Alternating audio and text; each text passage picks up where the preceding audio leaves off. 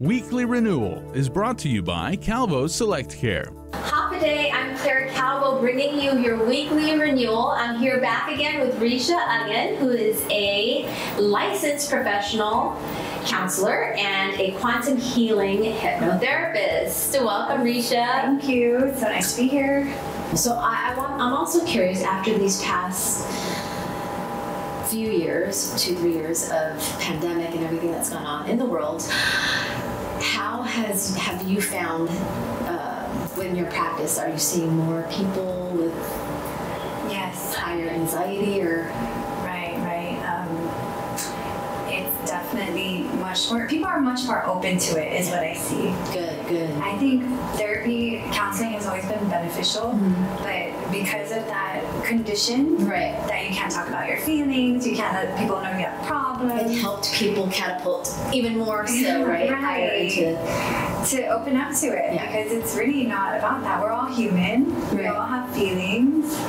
We all have challenges, and sometimes it's difficult to get through them, especially when we've been conditioned so far away from our actual true self. Yeah.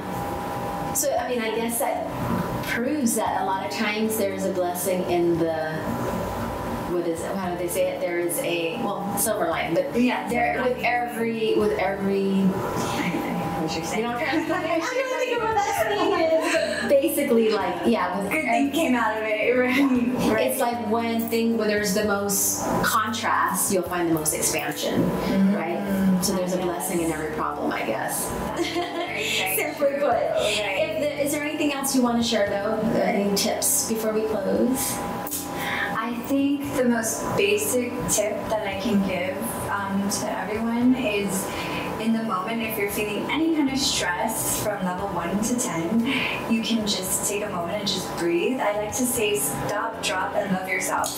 I love that. That's my saying. So if anything goes on, just stop what you're doing, drop what you're doing, and just love yourself. Yeah. And in that moment, you can even just breathe. Just remember that you're here, you're human, and just take a breath before you move on to your next thing. Because usually when you do that, when you focus on the present, you take a deep breath through your nose, exhale through your mouth, then you kind of are aware of your next direction. It's a reset. Yes. So it can be as simple as that.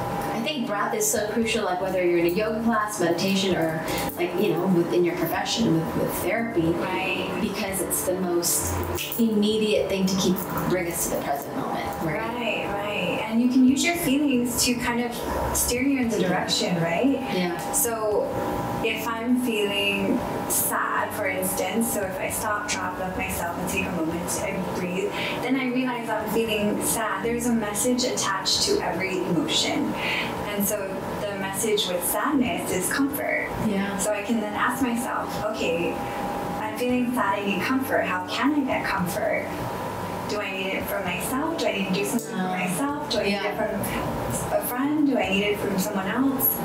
So it's about having that openness for self-exploration. Right. So you can use those feelings to guide you and not be afraid of them. Because a lot of people are afraid to feel. Yes. Right. We can analyze our feelings, talk about our feelings, but not necessarily feel our feelings, right? It's tough. When you're sad and you have to feel sad, it's hard because then you have your thoughts that follow your emotions, or maybe sometimes your emotions follow your thoughts, but it's a beautiful way to get better and evolve. And it makes sense why people distract all of us. We distract ourselves as much as we can to get away from that. When it's silent, so uncomfortable. Right, exactly. But when you actually allow it and you do heal from it, you do move forward, it's so beautiful and it's so wonderful, and it's an even happier feeling that you were able to reach. Yeah, just processing. Yeah. Thank you so much. Okay, so I mean, you are an incredible, doing what you do. But if people want to reach out, how can they find a therapist that actually works for them? Yeah, it has opened the door since the pandemic for people to look for therapy. So I hear that it's a difficult, but there are so many therapists out there. There's myself. Yeah. I do have a website, Risha Aguon. I know. And your private practice? I'm private, yes. So I take insurance. Do most therapists take insurance? Most therapists do. Okay. I think sometimes it's a struggle to know what's open, what's not open, because therapists kind of come and go. So the best thing to do is reach out and call and like Right, through.